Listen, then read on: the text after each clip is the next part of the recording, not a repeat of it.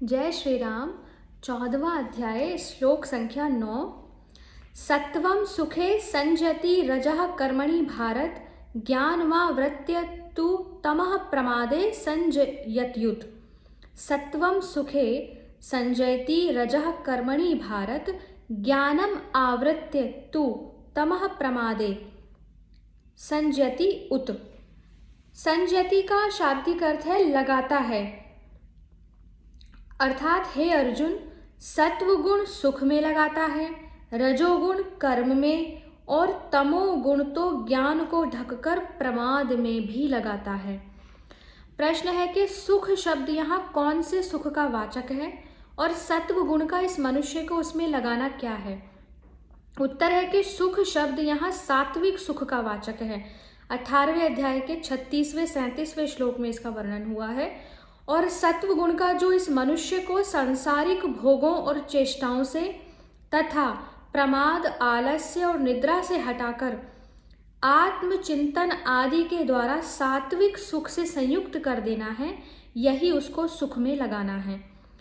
प्रश्न है कि कर्म शब्द यहाँ कौन से कर्मों का वाचक है और रजोगुण का इस मनुष्य को उसमें लगाना क्या है।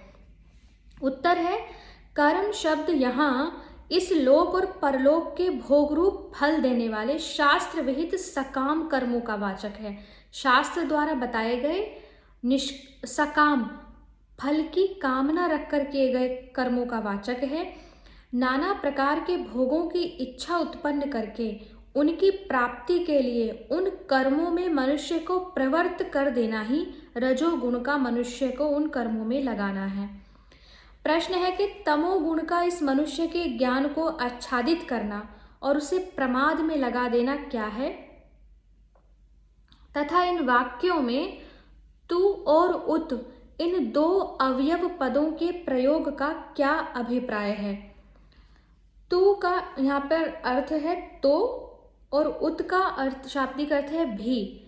तो इसका उत्तर है कि जब तमोगुण बढ़ता है तब वह कभी तो मनुष्य की कर्तव्य अकर्तव्य का निर्णय करने वाली विवेक शक्ति को नष्ट कर देता है और कभी अंतःकरण और इंद्रियों की चेतना को नष्ट करके निद्रा की वृत्ति उत्पन्न कर देता है। यही उसका मनुष्य के ज्ञान को आच्छादित करना है और कर्तव्य पालन में अवहेलना करा के व्यर्थ चेष्टाओं में नियुक्त कर देना प्रमाद में लगाना है।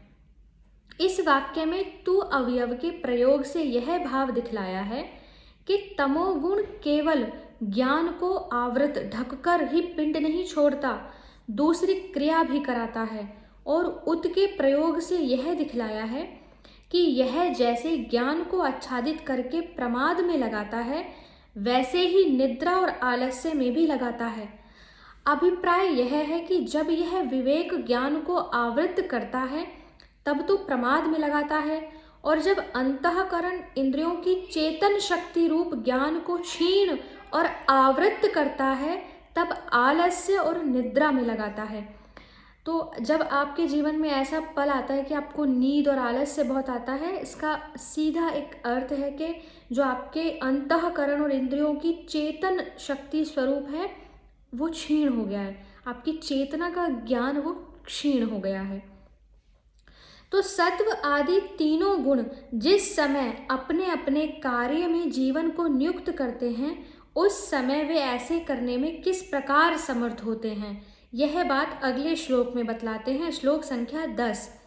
रजस्तमश्चाभिभूय सत्वं भवति भारत रजः सत्वं तमश्चैव तमः सत्वं रज स्थिता रजः तमः च अभिभूय सत्वं भवति भारत रजः सत्वं तमः च एव तमः सत्वं रजः तथा।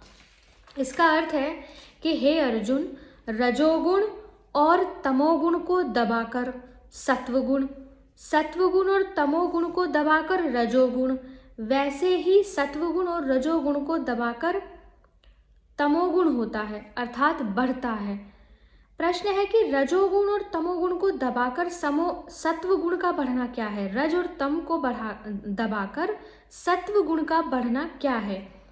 इसका उत्तर है कि जिस समय रजोगुण और तमोगुण की प्रवृत्ति को रोककर सत्वगुण अपना कार्य आरंभ करता है, उस समय शरीर, इंद्रिय, अंतःकरण में प्रकाश, विवेक और वैराग्य बढ़ जाने से अत्यंत शांत और सुखमय हो जाते हैं।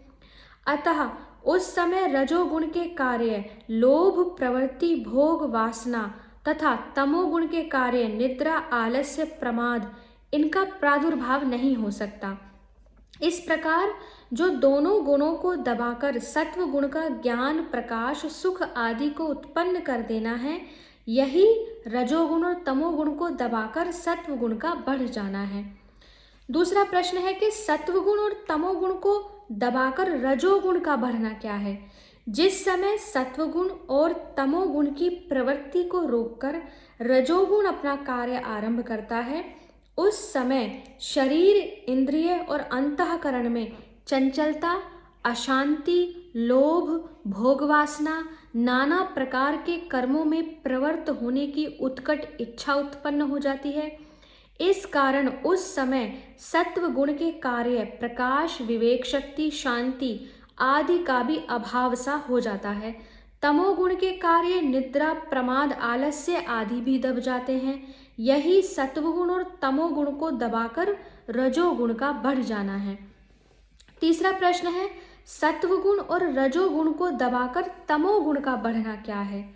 उत्तर है कि जिस समय सत्वगुण और रजोगुण की प्रवृत्ति को रोककर तमोगुण अपना कार्य आरंभ करता है, उस समय शरीर, इंद्रियां, अंतःकरण में मोह बढ़ जाते हैं, प्रमाद में प्रवृत्ति हो जाती है, वृत्तियां विवेक शून्य हो जाती हैं। अतः सत्वगुण के कार्य प्रकाश और ज्ञान का एवं रजोगुण के कार्य कर्मों की प्रवृत्ति और भोगों को भोगने की इच्छा, इन दोनों का अभाव हो जाता है। ये सब प्रकट नहीं हो पाते। यही सत्वगुण और रजोगुण को दबाकर तमोगुण का बढ़ना कहलाता है। श्लोक संख्या 11 से आगे की वीडियो में पढ़ेंगे। हरे कृष्णा।